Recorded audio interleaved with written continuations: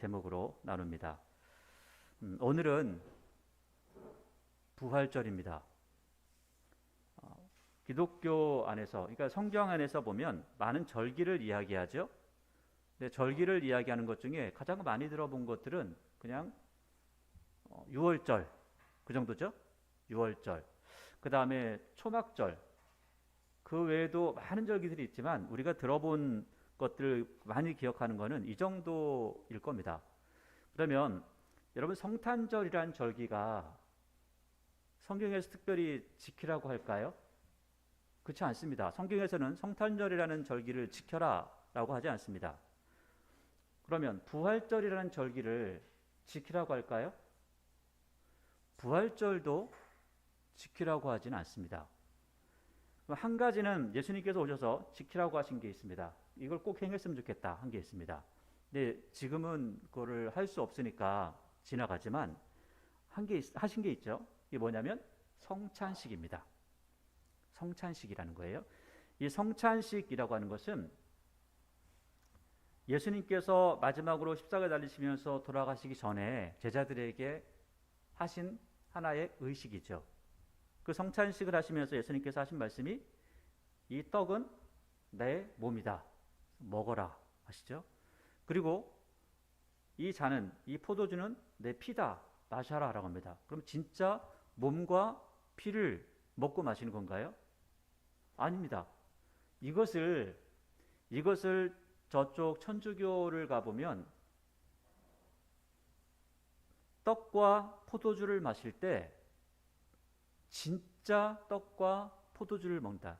진짜 예수님의 살과 예수님의 피를 먹는다. 이렇게 했습니다. 이것을 그 교리적으로 이야기하면 뭐라고 하냐면 화채설이라고 합니다.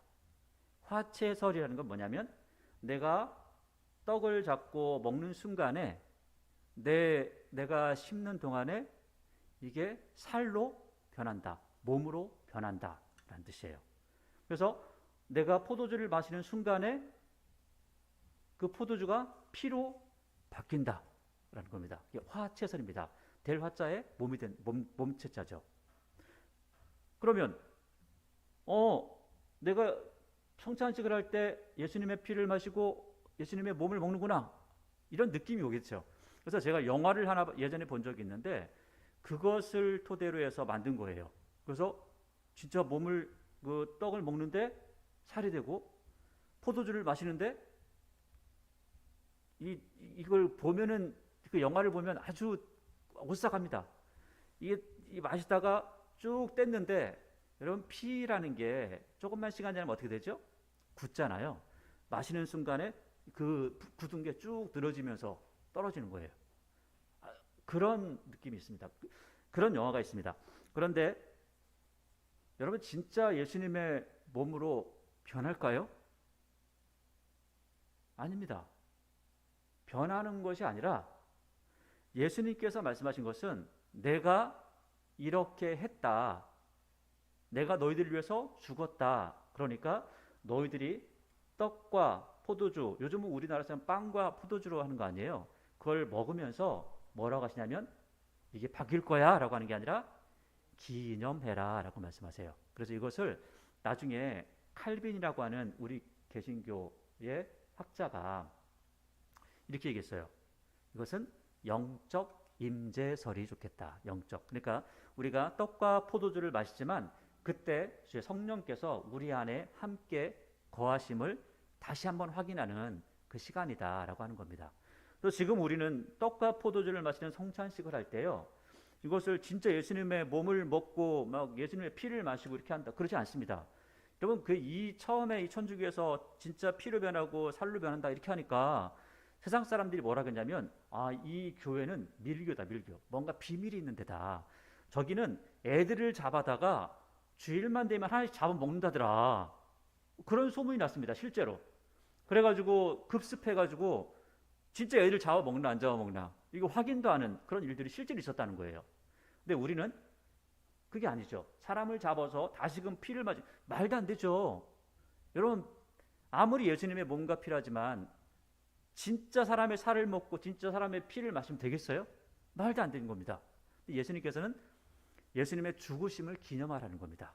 그리고 예수님께서 죽으셨다가 어떻게 됐죠? 3일 만에 살아나셨잖아요. 이걸 부활이라고 하죠. 그러면 예수님께서 살아나신 것처럼 우리도 너희들이 믿음으로 내 몸이라고 내 피라고 먹고 마셨으니까 내가 살아난 것처럼 너희들도 살아날 거야 라고 말씀하시는 겁니다. 근데 이 부활절은요, 예수님께서 부활하신 것을 기념하는 날입니다. 자, 그런데 예수님께서 부활하시는 걸 기념하는 것으로 끝난다면 우리하고 아무 상관이 없어요. 기념할 필요도 없습니다. 그거 왜 기념할까요? 우리도 예수님처럼 살아날 거기 때문에 그래요. 그런데 놀랍게도 우리의 영은 죽을까요? 죽지 않을까요? 우리의 영은 죽지 않습니다.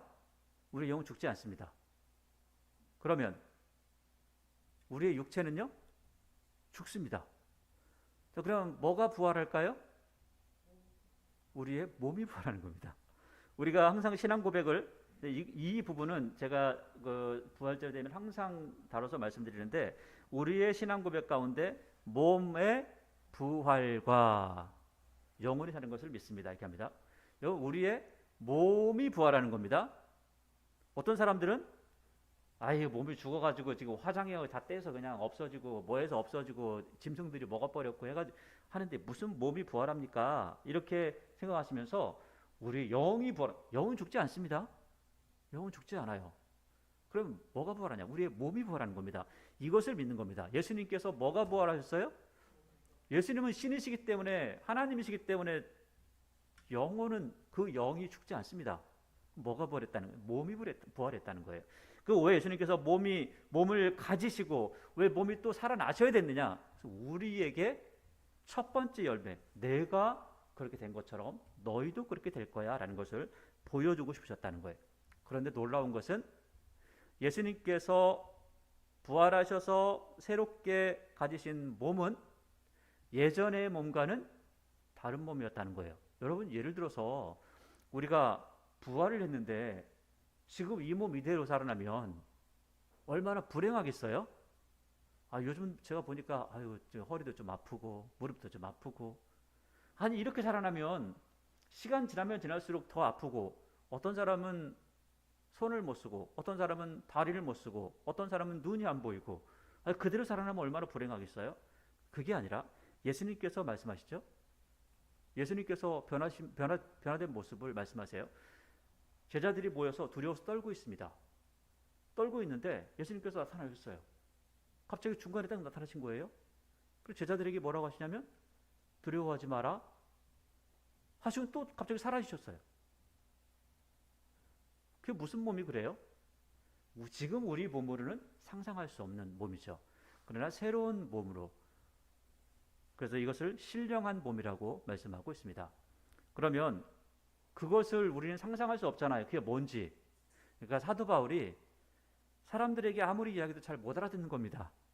잘 못 알아들으니까 한 가지 설명을 해줘요. 내가 부활이라는 것을 정확하게 딱 집어서 뭔가를 이야기할 수 없지. 그러나 돼봐야 아는 거니까. 그런데 한 가지 내가 설명을 해준다면, 여러분 그 봄에 이제 파종을 하잖아요. 파종을 하면 씨앗을 심죠. 자, 씨앗을 심는데 조그마한 씨앗을 심었는데 엄청나게 큰 것들이 나오죠. 우리는 매해마다 봤으니까 이거 심으면 저게 나와, 이걸 알죠. 그런데 한 번도 못 본 사람이 있어요. 한 번도. 그런 사람이 와가지고 이걸 심었더니 저 나무가 됐어요. 믿어질까요? 여러분, 요즘요 아이들에게 물어보죠. 야, 쌀이 어디서 나냐? 쌀나무요. 그럴 거 아니에요. 그럼 쌀나무가 어떻게 나오냐? 어떻게 생겼냐? 모르는 거잖아요. 이거 하나 심으면, 논에다 심으면 이것이 나와가지고 수백 개가 나온다. 여러분, 그 쌀 그거 하나 심었는데 갑자기 푸릇푸릇한 게 나오더니 열매가 맺어가지고 벼가 맺힌다는 게 상상이 되시나요?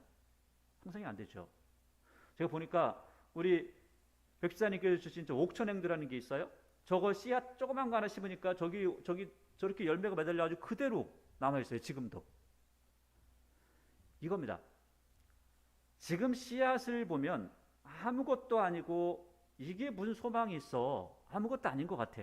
그런데 이게 들어가서 썩어서 그리고 얘가 자라기 시작하니까 엄청나게 우리가 상상하지 못했던 그 일들이 나무로 되어서 멋지게 보여지더라는 겁니다. 여러분, 우리의 삶이 왜 성결한 모습으로 살아져야 되고 하나님께서 원하시는 뜻을 이뤄간 삶이 되어지냐면, 우리가 알지 못한 사이에 우리 이생의 삶이요, 나중에 영생의 삶 가운데 열매로 보여진다는 겁니다. 그래서 아주 영광스러운 몸으로 만들어진다는 거죠. 우리가 사는 삶이라는 것은 씨앗 상태에서, 이 상태에서 우리가 착하고 선하고 하나님의 뜻을 이뤄가는 삶을 살아가는 것이고, 이것이 자라서 열매를 맺는 것은 천국의 삶을 사는 것과 같다, 그렇게 이야기를 하는 겁니다. 우리 씨앗을 보고 꽃을 상상하지 못했잖아요. 그런데 그렇게 된 걸 보고 알 수 있잖아요. 이것처럼 마찬가지예요. 우리의 모습이 지금은 형편없고 약하고 만지면 부서지고 밀면 넘어지고 이러한 모습들이 천국에서는 그렇지 않은 모습으로 변화된다. 그래서 예수님께서 그러한 모습으로 변화됐다라는 것들을 보여주시면서 아무도 문 열어주지 않았는데 문 열어주지 않은 그 자리에 와 계신다는 거예요. 그래서 저는 예전에 성경책을 보면서 이 성경책이 뭐 잘못 기록됐나? 뭐 이런 말이 있지? 이런 적이 있어요. 왜냐하면 아무도 문을 안 열어줬는데 예수님이 나타나셨다는 거예요. 말이 됩니까? 그런데 예수님의 그 신령한 몸은 그게 가능한 몸이다라는 거예요. 그래서 우리의 더러운 것으로 심고 신령한 것으로 받는다. 이것이 바로 우리의 영생의 삶이라는 겁니다. 이게 어찌 보면 만화 같은 겁니다. 어떻게 그걸 믿어? 야, 기독교인들 참 정상이 아니네. 어떻게 그걸 믿어? 근데 예수님께서 첫 열매가 되셔서 우리에게 모범을 보이셨어요. 그래서 그것을 따라가는 겁니다. 그것을 믿는 것이 우리의 믿음이고 또한 천국을 소유한 모습이라는 거죠. 그것을 대표적으로 가장 먼저 보여주신 날이 바로 오늘 부활절이고요. 이 부활절이 마지막 때에 예수님께서 재림하실 때 우리 또한 그렇게 부활할 것이라는 겁니다. 그것을 믿으면서 우리의 신앙을 잘 지켜가기에 하나님 앞에 충성된 또 칭찬받는 여러분의 모습이 되기를 바랍니다. 오늘 말씀 여호수아 5장부터 쭉 보도록 하겠습니다. 이스라엘 백성들이 이제는 그 이스라엘 백성들이 가나안을 향해서 들어갑니다. 그리고 가나안 땅에 들어가서 가나안 땅에서 한 가지 행하는 일이 있습니다. 그것을 할례라고 하는 거죠. 할례를 행하는데 할례를 행하고 그다음에 여리고성에 들어가서 여리고성을 다 접수를 하죠. 그런데 이 놀라운 이야기가 하나 있습니다. 여기 보시니까 5장 2절을 보시면 5장 2절에 그때 여호와께서 여호수아에게 이르시되 너희는 부싯돌로 칼을 만들어 이스라엘 자손에게 다시 할례를 행하라 하시매. 여기 보니까 이스라엘 백성들이요, 애굽에서 나오기 원래는 이제 그 이스라엘의 전통에는 아브라함에게 말씀하셨던 것처럼 할례를 하는 것은 아이를 낳으면 8일 만에 할례를 행하는 겁니다. 그런데 광야에 있다 보니까 그리고 계속해서 행진을 하잖아요. 행진을 하기 때문에 이거 잘 안 지켜지는 겁니다. 그래서 결국 할례를 못했는데 할례를 이제 마지막으로 한꺼번에 다 한다는 거예요. 여러분, 그런데 여기 보니까 어떻게 하냐면 이 3절에 여호수아가 부싯돌로 칼을 만들어 할례산에서 이스라엘 자손에게 할례를 행하니라. 할례산에서 행했는데 여기가 어디냐면 길갈이라고 하는 그 지역이에요. 길갈. 여러분, 길갈이라는 지역하고 여리고하고는 불과 몇 킬로 떨어져 있지 않습니다. 그러면 여러분, 이 할례를 행했다라는 게 어느 정도의 여기서 할례를 행하는 게 어느 정도의 위험성을 가지고 있냐면 예전에 야곱의 아들들이 있죠. 야곱의 아들들이 야곱의 아들과 딸을 데리고 쭉 가다가 세겜이라는 땅에 들어갔습니다. 세겜이라는 땅에 들어갔는데 세겜에 보니까 하몰의 아들 세겜이 디나를 자꾸 못 쓸 짓을 했잖아요. 그것을 보고 나중에 이 자녀들이 다 화가 났어요. 그런데 그 세겜이 와서 하는 말이 어차피 내가 얘를 책임지겠다 하면서 데려간다는 거예요. 그러니까는 시므온과 레위라는 사람이 화가 나가지고 무슨 소리냐 하더니 한 가지, 너희들이 이걸 하면 내가 받아줄게. 너희들 모든 남자들은 다 할례를 받아라. 이렇게 했습니다. 그렇게 하고 나서 그 다음 날 이 두 사람이 가서 세겜에 사는 사람들 다 죽여버렸습니다. 그 정도로 위험한 행위라는 거예요. 지금 저기 몇 킬로 앞에 있는데 여기서 할 일을 행하고 며칠 동안 남자들이 꼼짝도 못하고 있다는 거죠. 자, 그러면 여러분 상식적으로 생각하면 이런 일을 해야 되는 겁니까? 하지 말아야 되는 겁니까? 하지 말아야죠. 여러분 부활을 믿는 것도 상식적으로 생각하면 믿어집니까? 믿어야 됩니까? 그러지 않은 거죠. 그런데 사물에 움직이는 것을 보고 예수님께서 행하신 것을 보니까 아, 부활이 맞구나, 그렇게 되는 거구나 라는 걸 믿는 것처럼 오늘 여기 할례를 행하는 것은 사실은 말이 안 되는 겁니다. 그런데 할례를 행합니다. 그리고 사람들이 며칠 동안 끙끙 앓고 있는 거죠. 움직이지도 못합니다. 아무것도 하지 못합니다. 모든 일은 다 여자들이 하는 거죠. 4절에 여호수아가 할례를 왜 행했냐면 하는 거예요. 할례를 시행한 까닭은 이것이니 애굽에서 나온 모든 백성 중 남자 곧 모든 군사는 애굽에서 나온 후 광야길에서 죽었는데, 그러니까 지금 40년 지나서 20세 이상은 다 죽었잖아요. 다 죽었는데 5절 그 나온 백성은 다 할례를 받았으나 다만 애굽에서 나온 후 광야길에서 난 자는 할례를 받지 못하였습니다. 그러니까 이스라엘 백성 된 표가 하나가 있는데 할례를 받는 겁니다. 그래서 할례를 받으면 이스라엘 백성이라고 하는 거예요. 그래서 6절 이스라엘 자손이 여호와의 음성을 청종하지 아니하므로, 그러니까 청종하지 않았다는 건 뭘 청종하지 않았다는 거죠? 할례를 행하지 않았다는 거예요. 너희들은 할례를 꼭 행해야 돼 라고 하는 거예요. 이거는 쇠쇠 무궁토록 나오고 약속이야 이렇게 말씀하셨거든요. 아니하므로 여호와께서 그들에게 대하여 맹세하사 그들의 조상들에게 맹세하여 우리에게 주리라고 하신 땅 곧 젖과 꿀이 흐르는 땅을 그들이 보지 못하게 하리라 하심에 애굽에서 나온 족속 곧 군사들이 다 멸절하기까지 40년 동안 광야에서 헤매었더니 그들의 대를 잇게 하신 이 자손에게 여호수아가 할례를 행하였으므로 길에서는 그들에게 할례를 행하지 못함으로 할례 없는 자가 되었음이더라. 그러니까 40년 동안 광야 다니면서 할례를 행할 수 없어서 지금 하는 거야 하는 거죠. 8절 또 그 모든 백성에게 할례를 행하기를 마침에 백성이 진중 각 처소에서 머물며 낫기를 기다릴 때 누가 쳐들어오면 어떻게 돼요? 끝장나는 거죠. 여러분 그런데 놀랍게도 여호수아가 이거 순종합니다. 지금 당장 저 사람이 저쪽 그 여리고에서 몇백 명만 데리고 와도 사람이 다 죽을 참이에요. 그런데 순종한다는 거예요. 아니 이 자신감은 뭐죠? 그럼 믿음이 있으면 가능하다는 겁니다. 근데 놀라운 것은 오늘 여기뿐만 아니라 성경 군데군데 계속해서 보다 보면 특별히 이스라엘 백성들이 굉장히 곤경에 처했을 때 하나님께서 이스라엘 백성들에게 은혜를 주신 것 중에 하나가 있습니다. 그게 뭐냐면 이스라엘 백성들은 굉장히 약하다는 것을 인식하고 우리가 질 것 같아 하는데 어느 순간 이상하게도 상대방 진영에서 너무 두려워하는 거예요. 이스라엘이 약한데도 불구하고 두려워하면서 아무것도 못합니다. 여러분 이거는 우리가 그냥 이렇게 말을 들어가지고는 잘 몰라요. 여러분 이런 거는요 경험을 해보면 압니다.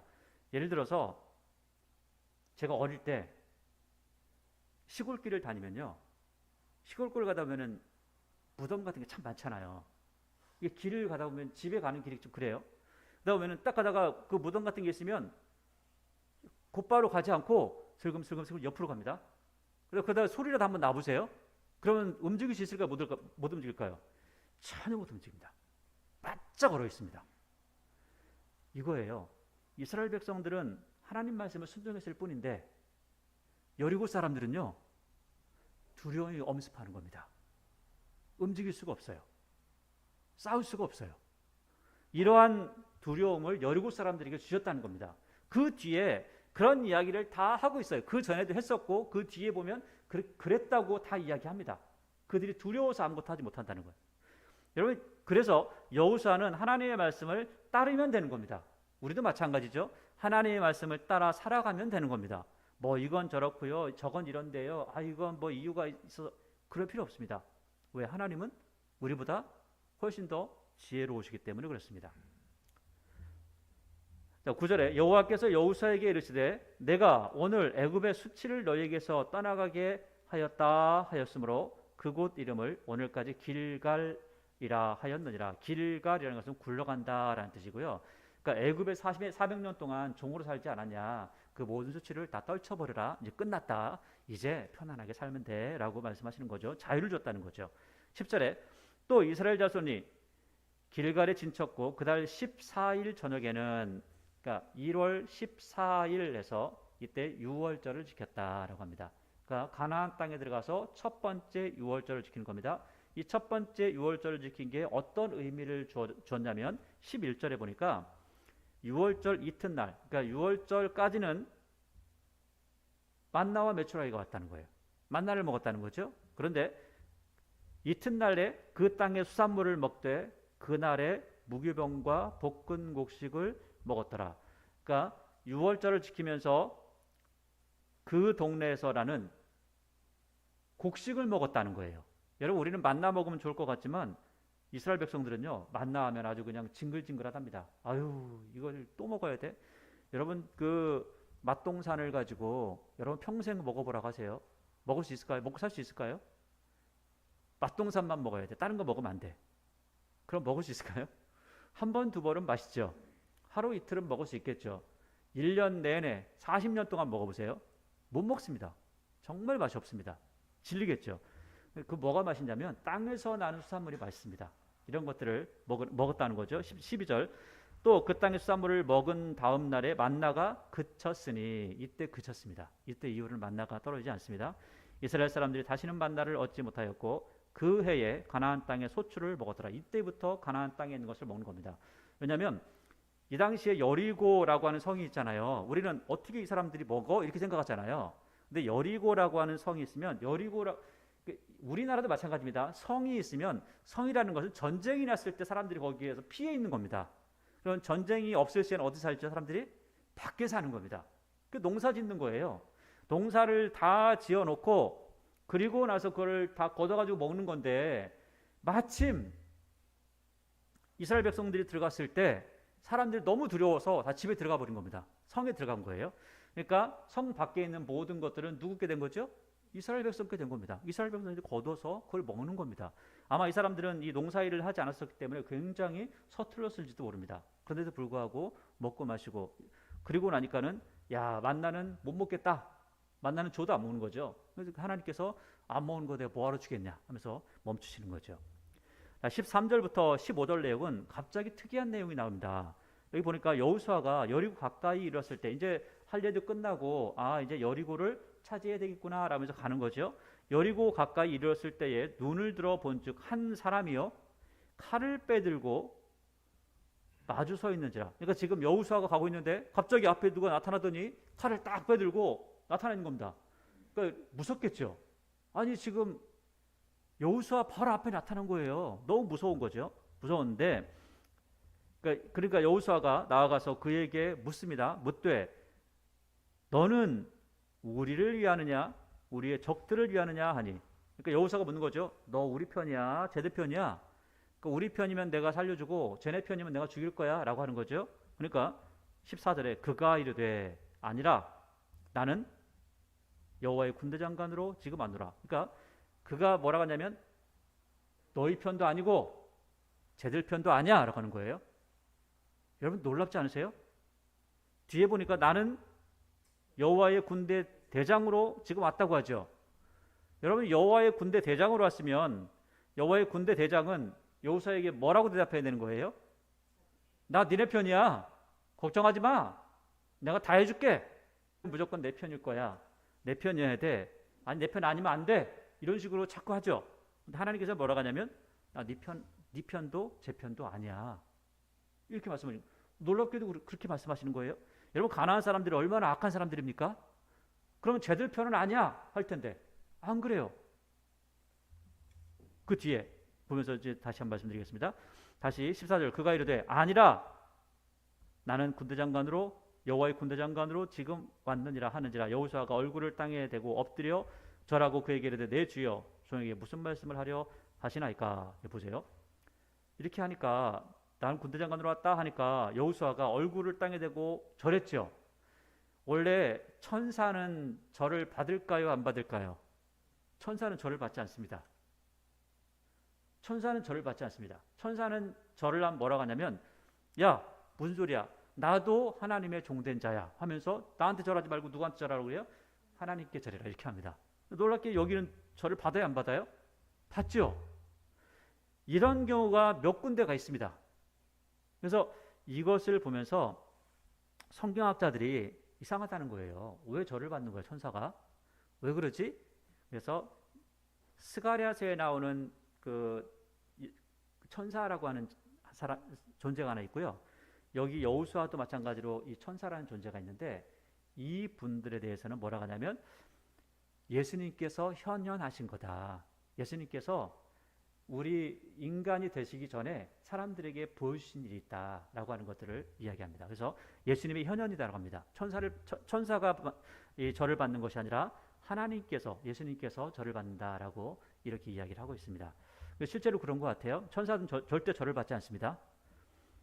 그래서 이제 15절에 여호와의 군대 장관이 여호수아에게 이르되 내 발에서 신을 벗으라 내가 선 곳은 거룩하니라 하니 여호수아가 그대로 행하니라. 자 보세요. 여호수아 그 군대 장관이 뭐라고 하냐면 야 너 신 벗어 신 벗어. 왜요? 거기 거룩한 곳이야. 그래서 신을 벗어요. 그래서 제가 예전에 그 장신대 이제 학교에 다닐 때 이 말씀 구절을 어떤 사람이 붙여놨더라고요. 이렇게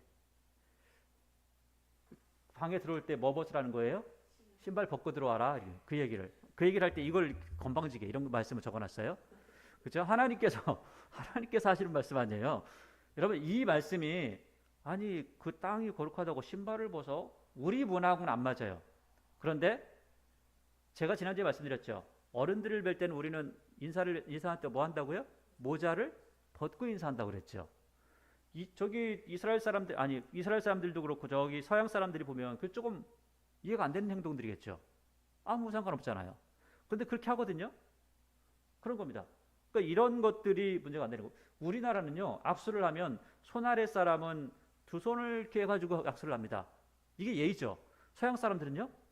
상관없어요. 그냥 뻣뻣하게 서서 하잖아요. 아무 문제가 안 됩니다. 이것처럼 문화의 차이라는 거예요. 여기는 내가 존중하고 거룩한 곳에 서게 되면 신발을 벗는 것이 그들의 예의라는 겁니다. 그래서 이렇게 했다는 거예요. 그러니까 여기서 결국 이 천사가 이 여호와의 군대 장관이 뭐라고 하는 거죠? 야, 너 나를 갖다 내 편이다. 하나님 내 편 되세요. 너 그렇게 기도하지 마. 그렇게 기도하는 것이 아니라 네가 누구의 편이 되라고요? 내 편이 돼. 하나님 편이 되라라는 겁니다.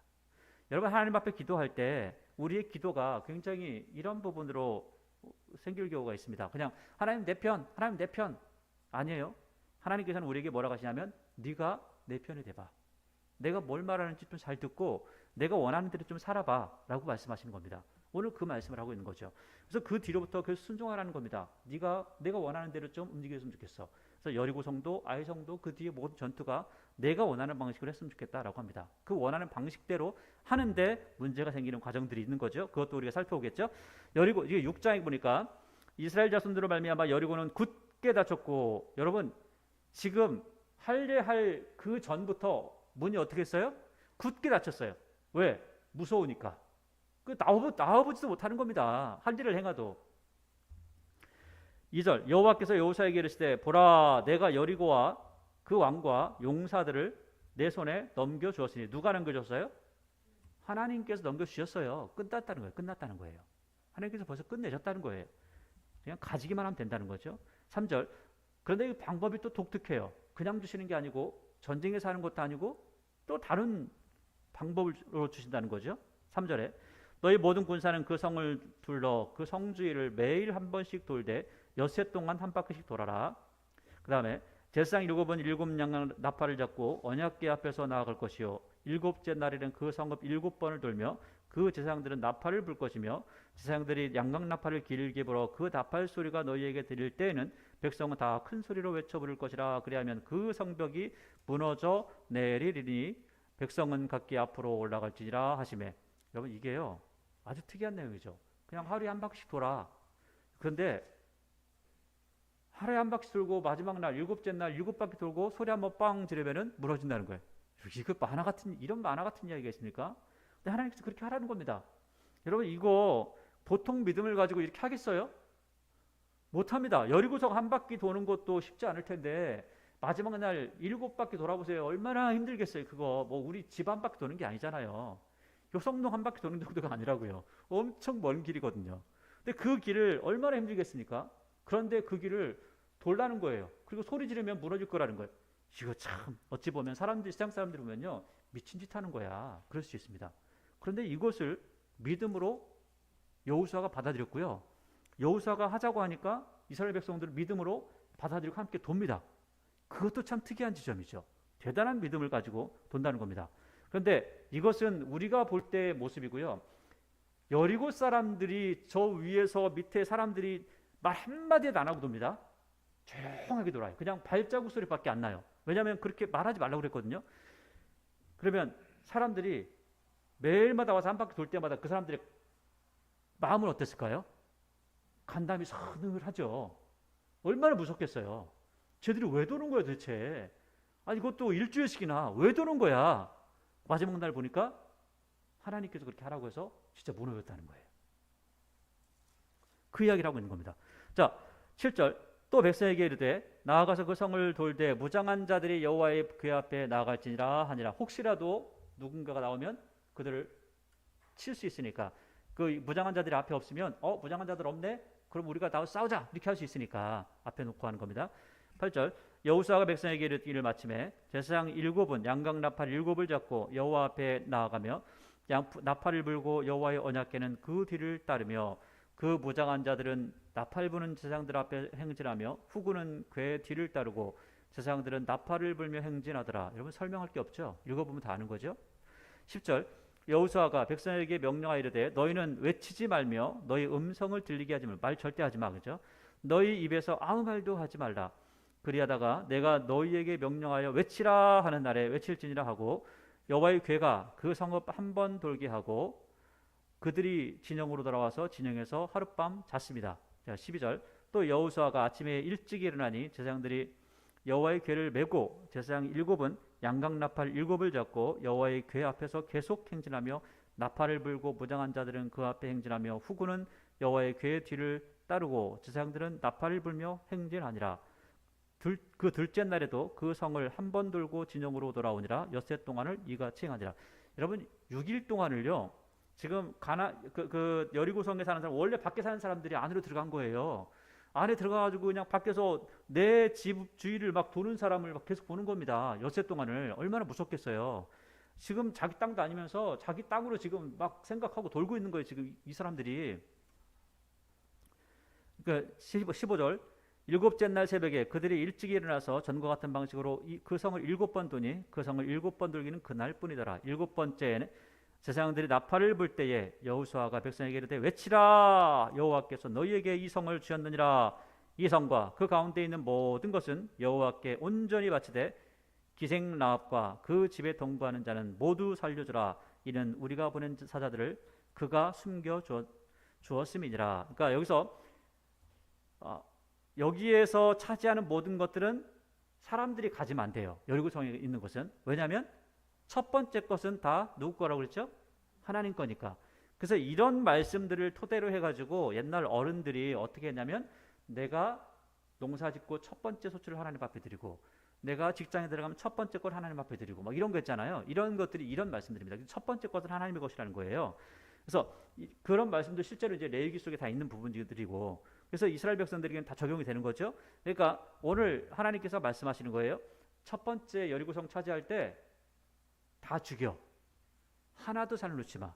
그리고 거기에 동전 하나라도 나오면 그거 너 가지지 마. 절대 가지면 안 돼. 욕심내지 마. 라고 말씀하시는 겁니다. 근데 한 사람만 살려라. 누구냐면 라합 집만은 살려줘라. 그 사람이 살려줬으니까 얘기하는 겁니다. 그래서 18절. 너희는 온전히 바치고 그 바친 것 중에서 어떤 것이든지 취하여 너희가 이스라엘 진영으로 바치는 것이 되게 하여 고통을 당하게 되지 않도록 오직 너희는 그 바친 물건에 손대지 말라. 너 그거 괜히 욕심냈다가 너 죽는 줄 알아. 절대 욕심내지 마. 그렇게 말씀하시는 거예요. 근데 욕심내는 사람이 있다는 거예요. 19절. 은, 금과 동철 기구들은 다 여호와께 구별될 것이니 그것을 여호와의 곳간에 드릴지니라 하니라. 이에 백성은 외치고 제사장들은 나팔을 불매 백성이 나팔 소리를 들을 때 크게 소리질러 외치니 성벽이 무너져 내린지라. 백성이 각기 앞으로 나아가 그 성에 들어가서 그 성을 점령하고 그 성 안에 있는 모든 것을 온전히 바치되 다 죽였다는 거예요. 다 없애고 다 불태웠다는 겁니다. 완전히 불태웠다는 거예요. 남녀노소와 소와 양과 나귀를 칼날로 멸하니라. 아니 이거 다 쓸 수 있는데 하나님께서 다 멸하라는 거예요. 왜? 하나님께 바치라는 겁니다.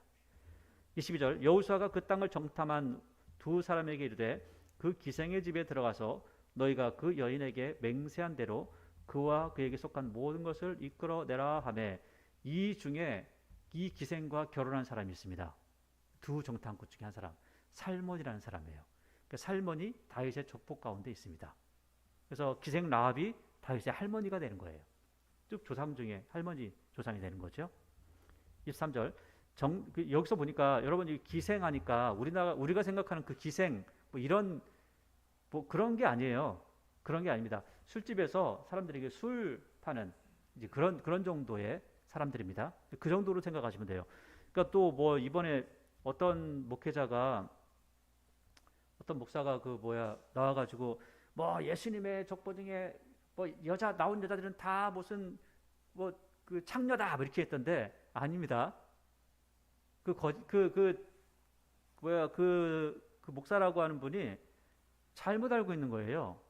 뭘 알고 얘기해야 되는데 그렇지 않습니다. 뭐 이걸 보면서 여기 그 라합이 창녀 같은 그런 기생이다. 그 다음에 그 유다의 며느리였던 다말 그것도 창녀다 이렇게 했는데 창녀가 아니죠. 창녀는 아니죠. 그런데 창녀 행색을 하면서 그 시아버지로부터 씨를 받았던 그런 모습을 있죠. 근데 창녀는 아니었습니다. 그렇게 해야지만이 자기의 삶이 유지가 되기 때문에 그렇게 했던 거예요. 그게 뭐 온전하다, 온당하다 그런 것을 얘기하는 것이 아니라 그렇다는 겁니다. 자, 그다음 23절 정탐한 젊은이들이 들어가서 라합과 그의 부모와 그의 형제와 그에게 속한 모든 것을 이끌어내고 또 그의 친족도 다 이끌어내어 그들을 이스라엘 진영 밖에 두고 무리가 그 성과 그 가운데 있는 모든 것을 불로 사르고 다 불로 살아버렸다는 거예요. 없애버린다는 겁니다. 은금과 동철 기구는 여호와의 집 곳간에 두었더라. 절대 이거 도둑질하지 말라는 거예요. 하나님 거니까. 25절 여호수아가 기생 라합과 그의 아버지의 가족과 그에게 속한 모든 것을 살렸으므로 그가 오늘까지 이스라엘 중에 거주하였으니 이는 여호수아가 여리고를 정탐하려고 보낸 사자들을 숨겼음이더라. 이 사람이 살본이라는 사람이었다는 거고요. 여러분 그리고 하나님의 곳간에 돈을 쌓아놓잖아요. 그럼 하나님의 곳간에 돈을 쌓아놓으면 하나님이 쓰실까요? 어차피 누가 쓰는 거죠? 이스라엘 백성들이 쓰는 겁니다. 이스라엘 백성들이 쓰는 거예요. 그런데 이것을 누군가가 도둑질하죠. 자, 26절 보세요. 여호수아가 그때에 맹세하게 하여 이르되 누구든지 여러분 이게 실제로 이루어집니다. 일이 실제로 이루어집니다. 누구든지 일어나서 이 여리고성을 재건하는 사람, 건축하는 자는 여호와 앞에서 저주를 받을 것인데 그 저주가 뭐냐면 기초를 쌓을 때에 그 바다들을 이룰 것이고 그 문을 세울 때에 그 막내 아들을 이루라 하였더라. 여호와께서 여호수아와 함께 하시니 여호수아의 소문이 그 온 땅에 퍼지니라. 모두 다 두려웠겠죠. 그런데 여러분 이것을 실제로 아합이라는 사람이 있을 때 여러분 그 이스라엘에서 제일 악한 사람 중에 하나가 아합입니다. 이 사람이 통치할 때 여리고성을 실제로 만듭니다. 그래가지고 만들었던 사람이 첫째 아들과 막내 아들을 다 잃습니다. 이게 역사적으로 열왕기상에 기록되어져 있습니다. 그 열왕기상을 보면서 이 부분을 다시 한번 우리가 참고할 거예요. 여러분 하나님의 말씀은요 그냥 묻어놓고 이루어지지 않을 거야 괜찮아 이게 아니고요 실제로 이루어진다는 겁니다.